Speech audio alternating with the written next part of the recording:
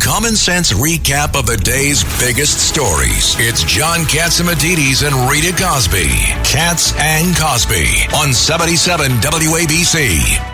And joining us now here on Katz and Cosby is the founder of Just the News, the great investigative journalist, John Solomon. John, what do you know about these subpoenas going out to White House aides about President Biden's health, cognitive health? Well, that's a big one. It is Chairman James Comer. He told us yesterday that he had issued subpoenas to the First Lady's chief of staff, a very powerful man inside the White House, Anthony Bernal. Then the Oval Office Deputy Director of Operations, Ashley Williams, and the Deputy White House Chief of Staff, Annie Tomasini. These are three of the closest aides in the White House to the Biden family, not just the Biden presidency, but very close to the family themselves. They believe that these three aides know about what's really been going on with President Biden, whether he's been seeking treatment beyond what we know in the White House. And one of the things that Comer told me is, I'm now going to press for records to find out, did doctors ever show up at Camp David? Did doctors ever show up at his beach home in Delaware or his regular home in Delaware?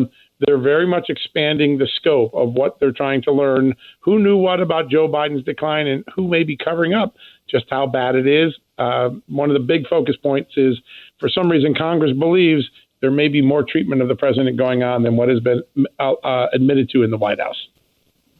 Well, I mean, it's obvious there's something wrong with the man, and it's obvious that they're holding it back from us. And, I mean, it's just, the American people are just being lied to. There's no other way to say it.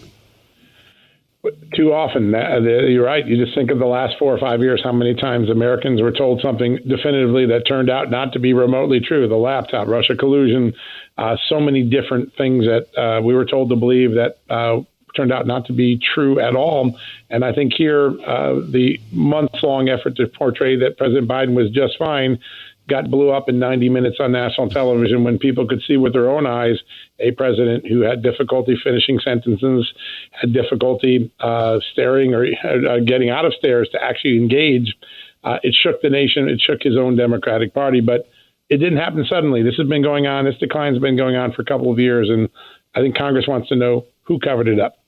You know, John, too, what also do you know about White House whistleblowers? Because we just saw James Comer, who we've had here on Katz and Cosby, chair of the House Oversight, say that he's had a number of White House staffers reach out to him. I don't know if it's these three. He didn't say who, but he made it sound like there's some senior folks who might want to come forward with some information on this whole cover-up.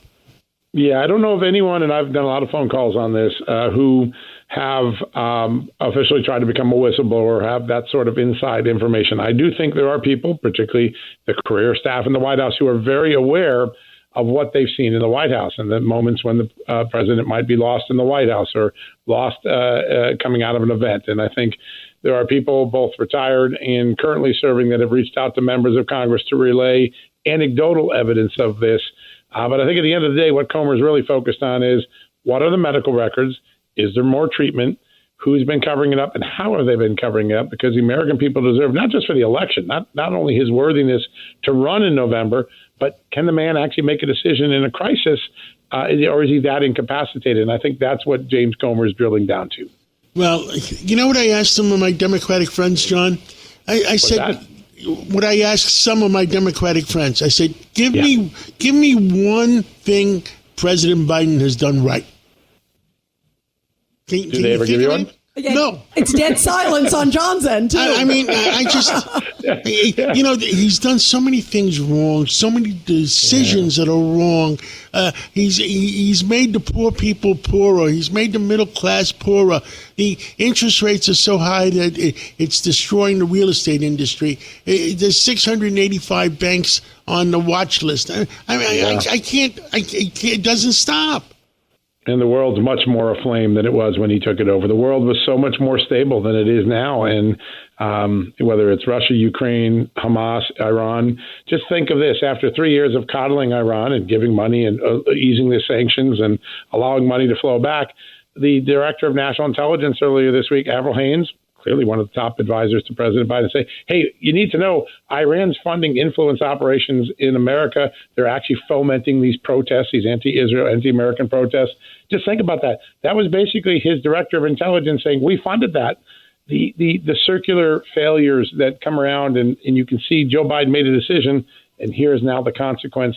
They're coming faster and quicker and more compellingly than any time I've seen in my career as a reporter. Yeah, absolutely. Well, John Solomon, thank you so much. We love having you here on the show, and keep us posted on all this big, huge breaking news. Absolutely. Thank you so much. God bless.